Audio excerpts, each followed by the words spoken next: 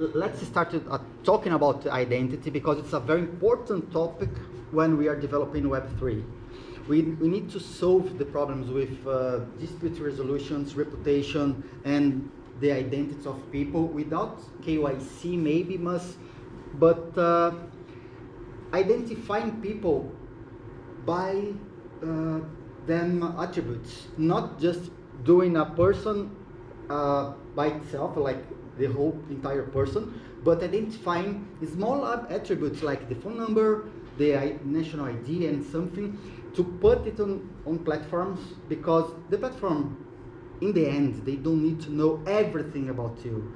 And KYC can be hacked, can be leaked, and all the data can be like distributed on the internet, and we are trying to solve that kind of thing using Web3.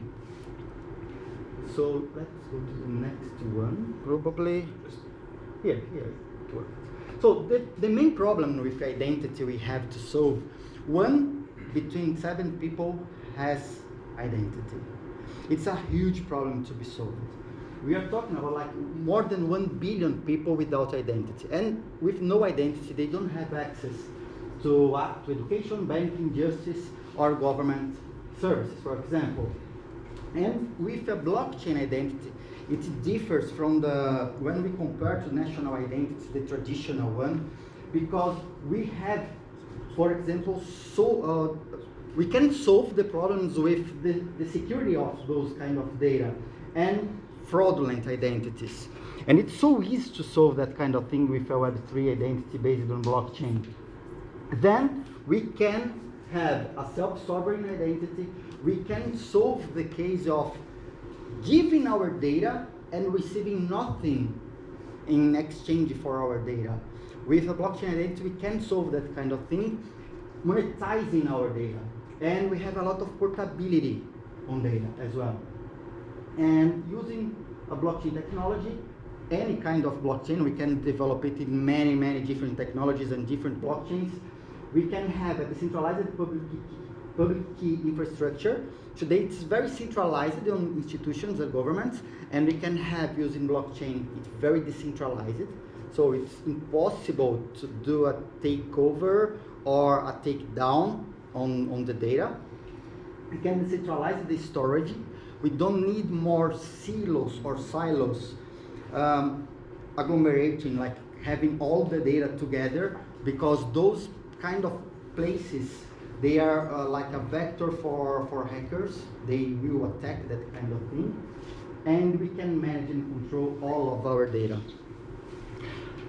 Some use cases, I don't know, probably it's hard to see over here, but we can define this new kind of identity.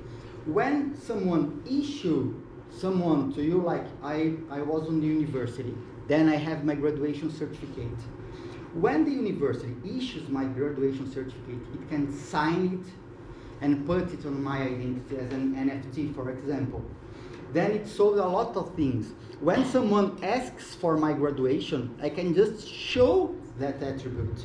I don't need to get a paper or call my university to have a proof I was there studying. I just can show to someone who asked it the certificate of my graduation, signed by the university. And we'll have blockchain storing and managing those kind of information. Then using blockchain is easier and faster for doing those kind of exchanges of information. And it can be used by governments, universities, companies, banks, self-attestation, and utilities. Here we have just an example, like government. They issue the national ID, your passport, your residency, and visa. That's the government, what government issues for you. But your utility company, they can issue for you your phone number, for example, and you just need to prove that number signed by the company. Or, for example, your birth date. Otherwise, having your birth date distributed on all websites you participate or you register yourself, you just have your birth date recorded by the government and signed by the government. As an attribute to your identity, you don't need to show your birth date anymore. because using zero knowledge proofs, it's more advanced, but instead of giving your birth date, the platform asks you, are you over 18? Just that. And the cryptography will answer that question. And here, the use cases we have for government, we can have e-voting, for cities, travel, health, businesses, education, banking, work, real estate, and e-commerce. I know I'm going fast because 5 minutes for presenting identity is pretty hard. And then some platforms where you can find more information about identity or use their SDKs for developing your solutions on identity. Like Uport, it's the oldest, and then we have on Polygon the newest, using zero knowledge proofs. They are more advanced and newer. And another platform, Web3 they are using digital and decentralized identities for authentication in many different platforms as well. Ideathon, they are pretty cool. They developed a lot of SDKs for developing and managing digital decentralized identities. And some websites for reference. Maybe you can get some information over there, okay? And then, just a slide because I published a book recently, so if you want to know more about Web3 and the story of Bitcoin on a story on a fiction, you can find it on my book as well. It's on Amazon. And then questions. 5 minutes? Okay, 5 minutes. Thank you. We have a lot to explore in that field, but maybe I can help you. Yes. I have a question. Thank you for your presentation. You mentioned a lot of use cases about Web3 and blockchain. What are the risks associated to use Web3? You mentioned KYC, and companies don't need that much of our data as in case of KYC they have. But can you tell us more about the risks associated, for example, from banks if they switch fully to blockchain? The main problem, and it's because that it's not being very used yet, it's because you need to integrate the supply chain, the entire supply chain. You need to integrate the issuer of the credential, like the telecom will provide you a phone number. You put that phone number as a credential on your identity. They are not prepared. Universities, they are not prepared to issue the graduation certificate on your identity yet. And we are preparing the ecosystem, and the main issue is connecting all the dots. And the second main issue is managing private keys.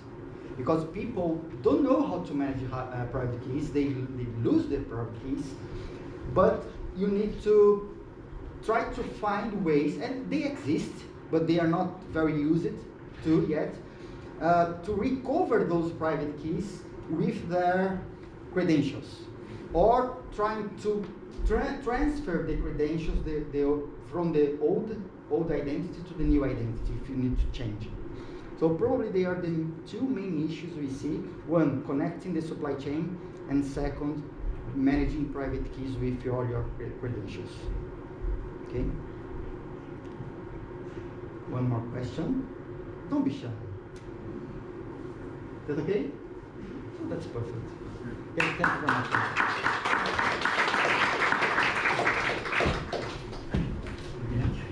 So the next one is Santiago, and he's going to talk about abstraction and why it's important in Web3. Hi everyone. Just make sure you click forward and backward, or you can use this. Cool. Thank you. So hi everyone, I'm Santiago. I'm the developer relations for Web3.js. Web3.js is an open source library that was created like 10 years ago. Right now it's supported by the Ethereum Foundation, and is right now maintained by Chainsafe, which is like the company that I work for. The problem that I'm going to talk today is about abstraction. Why abstraction? These are some of the advantages of the word abstraction in general that we can use in blockchain. The first one is unnecessary details. Sometimes when you are a developer, you don't want to know all the details to be able to build something, right? Like for example, you don't want to know all the smart contracts of Uniswap. You don't want to go through all the code of Uniswap to be able to create the tokens or to launch tokens, right? So at the end of the day, you just want to get started and build faster. Abstraction also improves a lot the developer experience and the user experience. Oh, I repeat the necessary details, not the same. Also easier understanding for developers when we create abstraction, so some people can understand that easier. And then this will also drive more implementation and adoption in Web3 because will be more accessible for everyone. So that's the problem of today. I'm going to explain this problem like related to three different subjects. The first one will be users, the second one developers, and the third one innovators. So let's start with the users. Perfect. So the problems for the users, basically, these are some of the problems that we currently have in Web3. The onboarding process, when you want to create a private key, a wallet, to use MetaMask, all these things are kind of really not nice, right? The second one is the chain hell. I created the term, I haven't heard that before. But chain hell is just, there are a lot of chains, blockchains, networks that you don't even know what to use, where to have the tokens. The third one is like confusing transactions parameters or signatures. When you sign a transaction as a user, sometimes you don't know what you sign, right? You just see like a bunch of hexadecimal values and sometimes address inputs. But then for these like user problems, we have these ideas. So we have for the first one, which was the onboarding process, so we can have account abstraction. For the second one, the chain hell, we have the chain abstraction. For the third one, that is the confusing like signatures and parameters, we have the EIP 712, which is the signature abstraction as well. And the last one, that is the address, confusing address inputs, we have the Ethereum name services, the ENS. Okay, now let's talk about developers. So some of the main problems for developers are getting started time. So when you want to build on something, sometimes it takes a while to understand everything, right? You need to know different, like for example, if I want to deploy a smart contract and I'm a Web2 developer, I need to know about ABIs, about bytecode, about different networks, RPCs. So there is like a lot of things that add friction to the getting started time. We also have the Web2 to Web3 transition, which is a big issue and something that from Web3.js we are trying to kind of target to make this transition easier for developers. We have the protocols hell. You have a ton of protocols that at the end of the day you don't know where to get liquidity, you don't know which protocol to use. So yeah, that's like another issue that we have for developers. And the tools standards hell, so I call everything hell. This standards hell is just like you have a lot of frameworks, you have Hardhat, you have Foundry, you have different things that at the end of the day you don't know what to use. But I will say that this is actually good because you can just have your preferences. So it's really good to have options for everyone. And then some of the ideas for these developer problems are like tutorials, documentations, workshops, SDKs, APIs, and plugins. That's really useful for the Web2 to Web3 transition. And then the other ones are just like preferences for each person, the protocols and the tools. Okay, and then the innovation. So this one is kind of, let's say, kind of free. This is not about finding problems that are like currently in Web3, but this is, for example, as Edison was saying about the identity, you can create SDKs or something about identity related to kind of deliver this abstraction. So you can just create new opportunities, think outside of the box, and add value to current projects. But then something that I'm going to kind of pitch today or give you some ideas are the Web3 plugins. So the main thing to provide this abstraction is just by creating developer tooling. That's the main idea. And then one of the ways that you can create developer tooling is using Web3 plugins. Or your own SDK. You can also create SDKs. That's kind of the main thing. One of the examples that I have to show you this developer abstraction is a Chainlink plugin that we have. Who doesn't know who is Chainlink from here? Okay, perfect. So Chainlink is basically, it's called oracles because it's a bunch of smart contracts on chain. And you can call these smart contracts to access to, for example, the price of Bitcoin. Because you cannot get the price of Bitcoin inside the blockchain because the blockchain doesn't have access to external data. So to be able to get the the price of Bitcoin, you call the Chainlink oracles. And then when you call the Chainlink oracles, you call the contract, and then that will retrieve the value 70,000, right? To be able to interact with Chainlink oracles, this is the process that you need to do. You need to look for the ABI of the contract, for the contract address of the contract.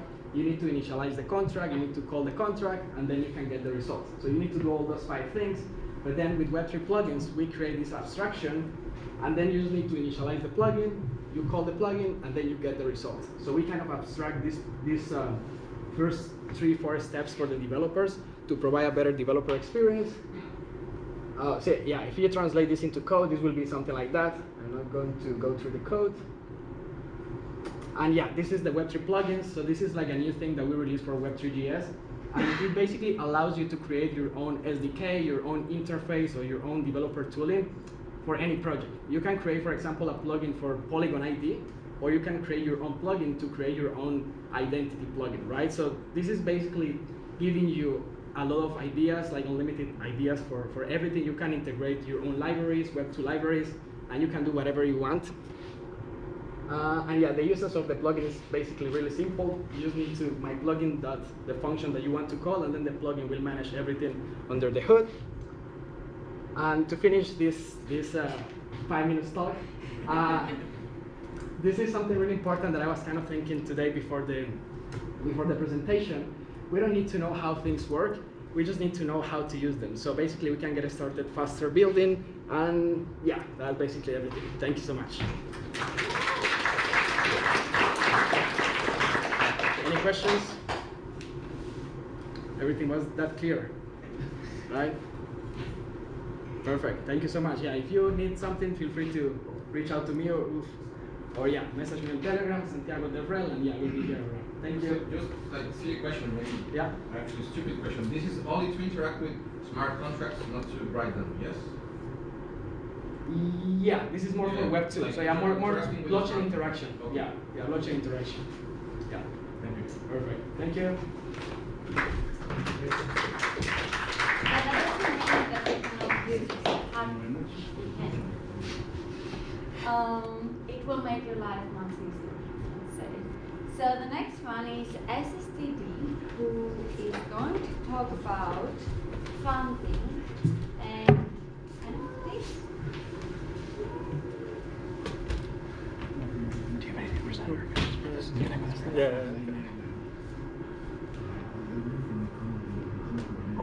Whoops.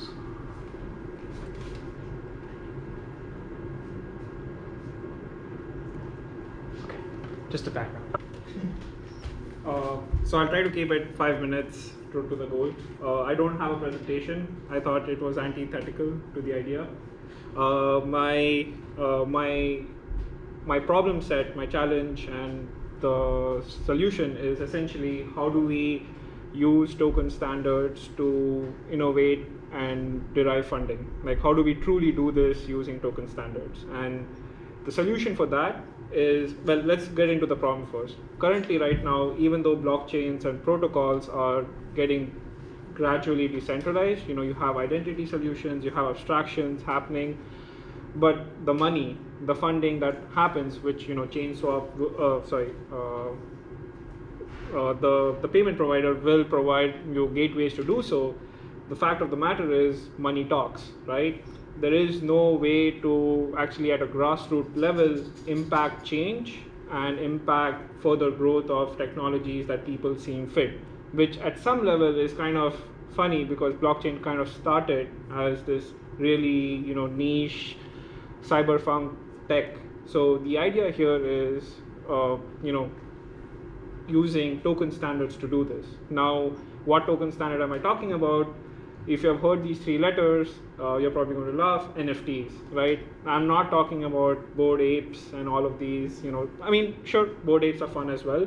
What I'm talking about is using fractionalized version of these NFTs, IP NFTs actually.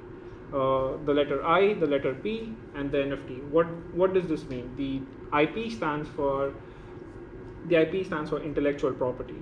What this means is everything in the blockchain space right now is an intellectual property at the core of it.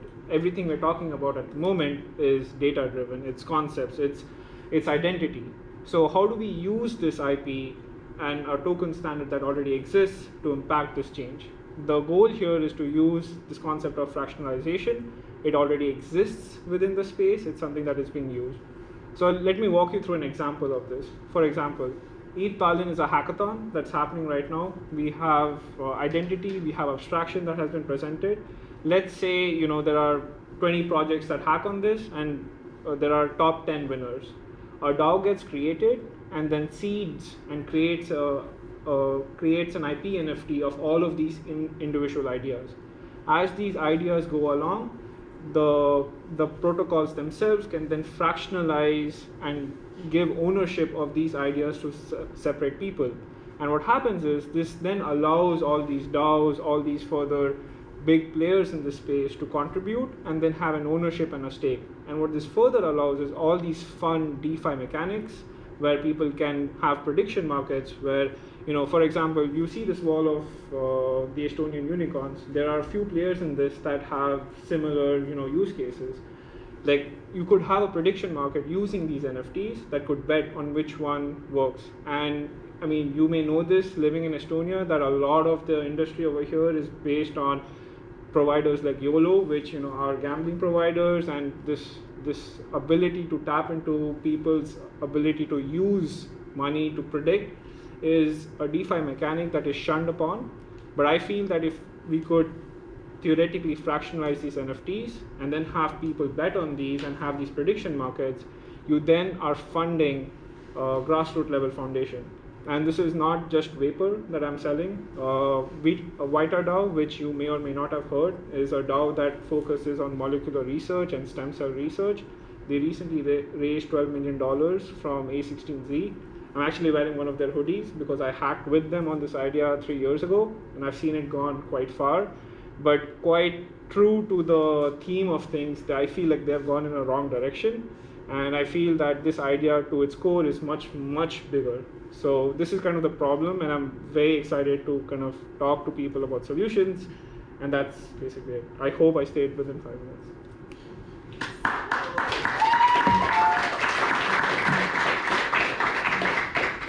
Any questions? Questions? Why so silent, people?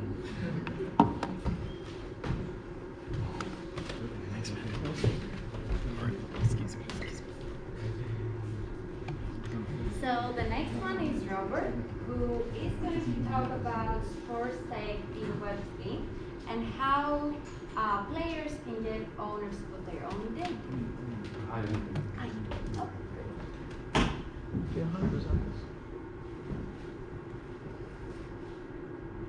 No. How does that work? I mean, that's fine.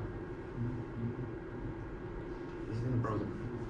Maybe you can open it with a PDF. Have some lights too, just not too. It's a PDF, so maybe you have a PDF viewer. Not really. Okay, I can run with that. Hold on. There we go. Ah, Yeah, you just click. cool. Right here. Okay, so I'm Robert. I'm going to talk about. Microphone. I don't need a mic. Yeah, I don't think so. So I'm a product development company founder, and we build software products, digital products in blockchain, AI, and elsewhere. Recently, one of our main groups of clients has been in sports, and many of them run into similar problem, which is in sports data. And I have a master's degree in cybersecurity. I wrote my thesis in Bitcoin 12 years ago, and that's where I got involved in everything blockchain.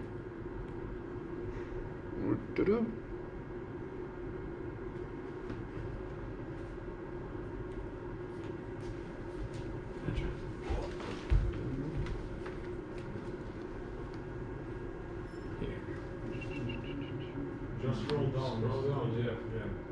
There we go. Aha. The arrow works, I'm sure. So here's the idea. I'll call it Ideathon, but anybody in the team, you can come up with a better name. We need a team member that's everything about naming things, And Ideathon is a platform where players become owners of their own data. It could be football, which is the sports that has been driving the idea, but every kind of sports has a lot of data that's collected and currently underutilized. The idea is driven by two of our existing clients. One of them is Boomstats, which is doing video analysis and gathering stats for the players. So basically any type of stream that you have of the game will bring up stats for it. So who played how many minutes, how many passes they had, how many failures, completions, and the like. And the other one is SportsCenter. They are doing smart insoles for footballers. And so the first one is like public data, which means that you could watch it from TV and note it down in your smart device or even any type of paper or pen. And the other type is private data. So those two combine, and sometimes you want to do analysis where you put the known and the unknown and you put them together to come up with insights. And those insights are interesting for media, for people watching the games, for research purposes. We can, in SportsCenter, for example, we can predict injuries, and we can see the recovery from injuries, which is even more interesting there. And different types of analytics. And when a player is being bought or sold in the markets, very often these are high-value transactions.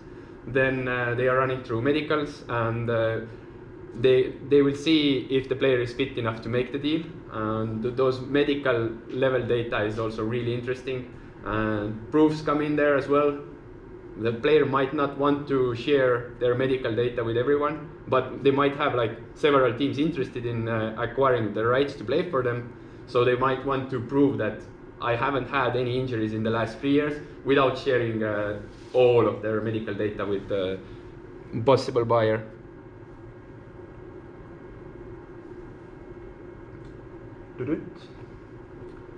So what do we have there?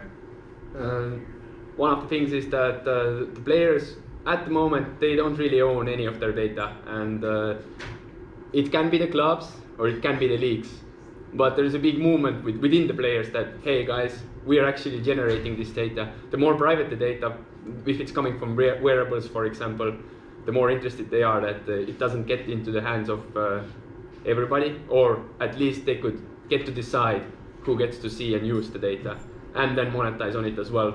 Obviously, in bigger level of sports, Champions League, Premier League, there's lots of interested people in knowing about what's going on in deeper detail. And if players give that access, they should be rewarded, I believe. Yeah. This scroll doesn't work very well for me. Yeah. Anything else with sports on blockchain? I got few more ideas here. Anti-doping is one. Players and all kinds of athletes, they have to show up in doping tests regularly, and if they miss a few, they get banned. Of course, if they are found using some substances, they do get banned as well. But this anti-doping process is difficult, and as centralized, it's a little bit broken and manipulative as well. So if a player is carrying all their proofs of whereabouts and proofs of their anti-doping procedures, they could present that to enter competitions. And fan engagement, anything that's got to do with giving players access to, for example, clips and ownership of clips. NFTs come in, of course. There's several different teams working on that. Top Shots may be the best example or most successful one, doing NBA clips and ownership of NBA clips there. And more general about hackathons. I want to see teams that focus blockchain being the technology layer and building something valuable on top of it for everyday usage that everybody can understand. That's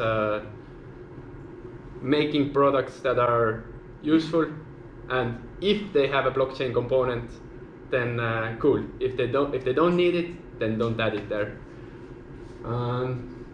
product market fit. Biggest question always is, does this product need to be built? Is anybody going to use it? And if they're going to use it, are they going to pay for it? And so those questions can be asked before building, talking with the clients. That can be done during the hackathon. So I think every team should have someone who is not into coding, but someone who's calling people and writing them. So, and last thing in hackathons is to have fun. So don't care any of the things that I said, that if your product that you build in hackathon will not have product market fit, doesn't matter. You learn something, you made some friends, you can build something useful later on. And yeah, questions?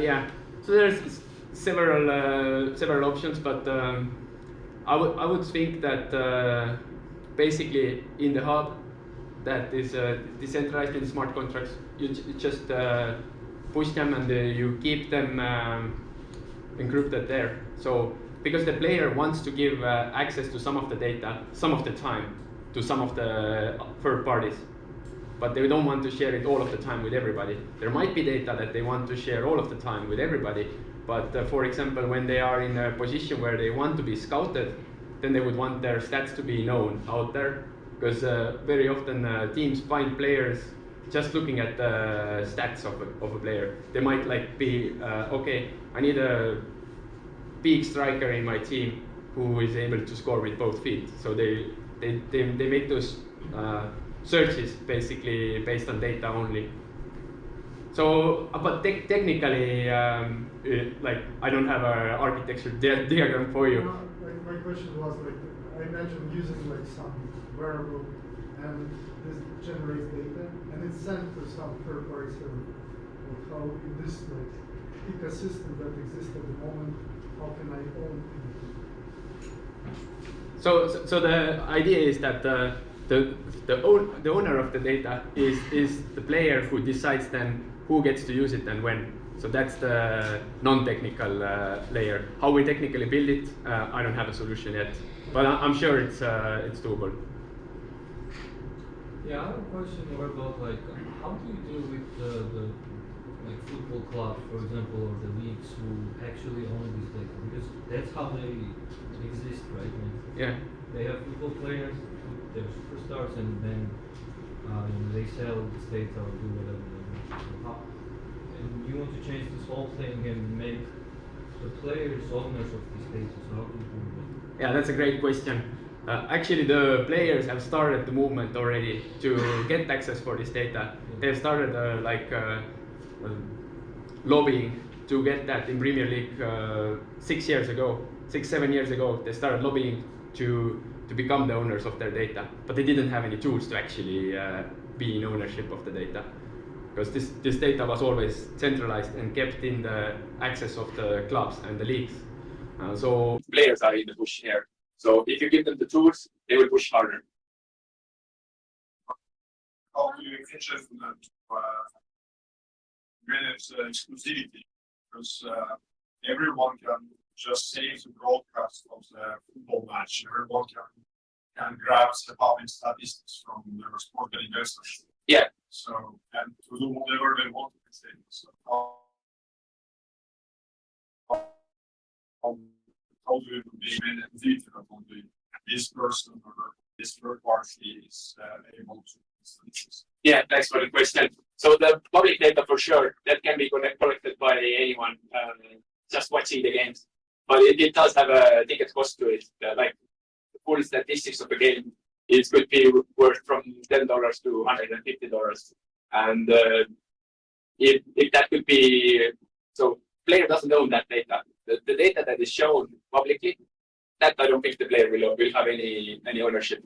But at the same time, while they are playing, they're wearing stuff that monitors their heart rate, their movement. They have gyroscopes, which is their power of the movement, the speed switching powers, and so the one that we're doing with SportsTech, they are basically measuring the human gait cycle, so how the foot swings through the air, and by that you can show a lot of things that are very, very private. And that part, I think, plays a role. We would include both of them in there at the same time because you need to analyze them at this together. So, for example, the food swinging through the air and the data related to it, that data doesn't know where the ball flew. So, if the ball went into the goal, that's part of the public data. Yeah. Thank you so much.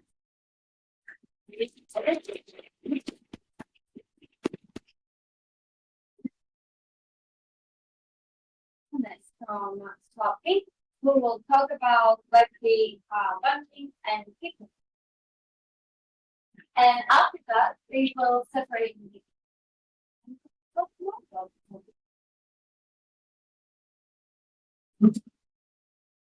Yeah, it's me again. Thanks Robert for good slides. So before I give you a short overview about what Swapit is offering, or maybe it was more like the sales pitch type of intro. But what I want to like point or like maybe put more effort or explain more, because today I'm not talking about here about like traditional Swapit solutions, but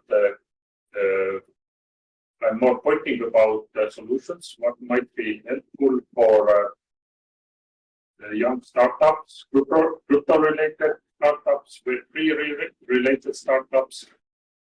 And yes, I will want to share some slides.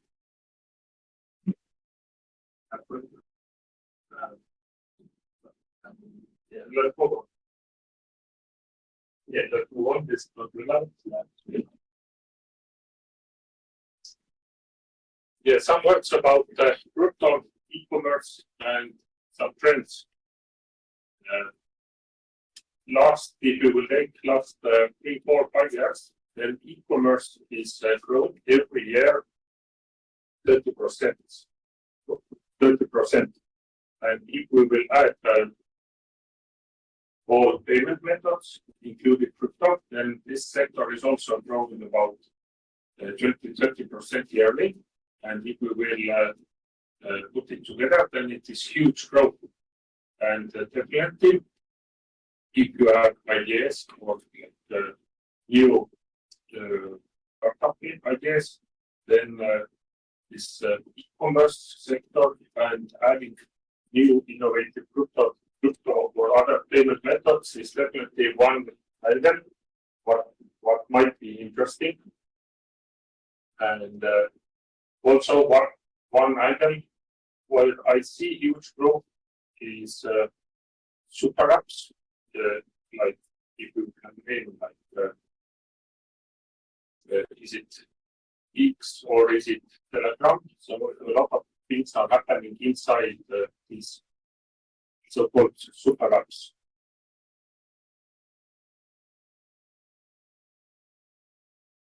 Yeah, it's also covering. Yeah, now the part where I see that Swapit can help new businesses, especially Web3 businesses, is to the solutions different angles. And if most of the crypto businesses are related, or crypto gateways are related for the traditional businesses, how to accept crypto as a payment method and get euros, then in many cases, Web3 related startups, they don't need that kind of solution. And they need solution how their users can online find their best crypto and start to use it inside the new business model. And here Swapit offers solution, Swapit widget. What is exact what these young Web3 businesses are needs. And the main idea is that this solution Swapit widget is without KYB process. So all the businesses can just fill application form get two rows of code and API access, and that is on and offer product to their landing page or to their web app within 1 day and start to use it. And this is very unique and very useful tool.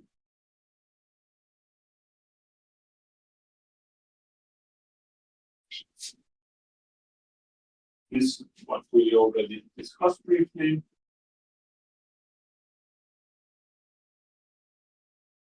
And one maybe very interesting angle, many Web3 businesses, even if they will establish a company, they have very hard to get access for bank account. And what swapping, for what you can do with swapping, actually, you can use your crypto to pay any euro invoice or send euros to any bank account. And the tricky part is that the euros will be sent out on behalf of your business name. This means that actually you don't need to own traditional bank account anymore. Therefore, what swapping can offer. So if you have later any questions, then I will explain how it's working and what is needed to get access for these payment rails. This is what we already discussed. That's a crypto. And yeah, this is the widget part that I mentioned.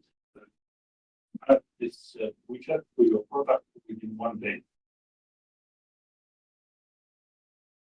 Thank you.